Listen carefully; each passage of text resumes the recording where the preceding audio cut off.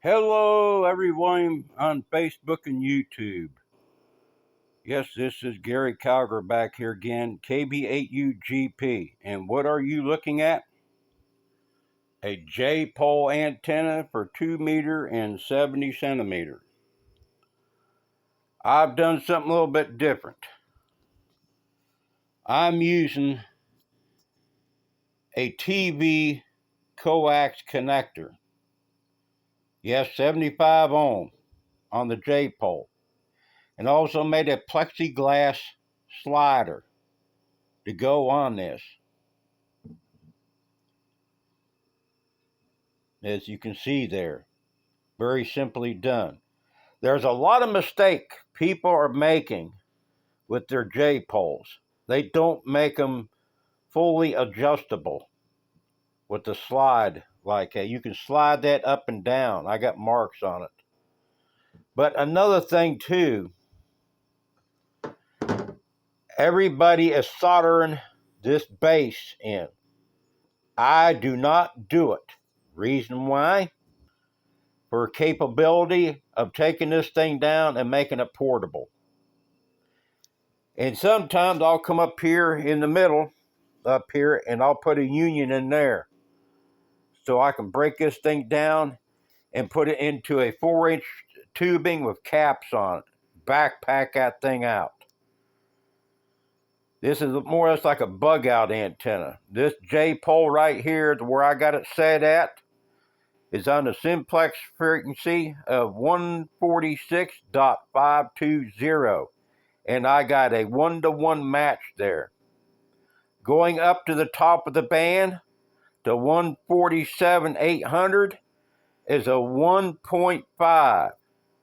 Going back down the band to 144,200 is a 1.5. The spacing on these are critical on here. A lot of people is going from center to center. No, do not go center to center. When they give you an inside diameter metal to metal, that's what it is. A lot of people have been making this mistake and say, well, my J-pole doesn't work. It doesn't perform like everybody else's. Well, did you follow the instructions? That's what you got to tell yourself. But I do not solder that bottom piece in. Now, this one here, I'm going to have it on my porch. I got a stand that I'll put it in. Right here's the stand. It stands up in it. Made an X-tile stand there, put rubber feet on it, and I'll show you how this works. Put that on the floor like that. Grab your J-pole.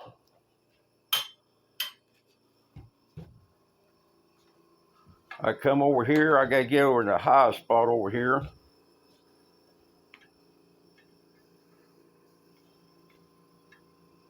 Put that in there. Well, this one here is not going in like it should. But anyhow, that's what it is. How I do that. So that's the system right there. Just like that.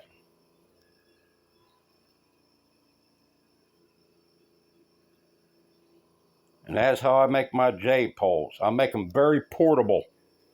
Very portable. They got to be able to be taken down in a matter of minutes. And I'll tell you another thing people does that makes a mistake.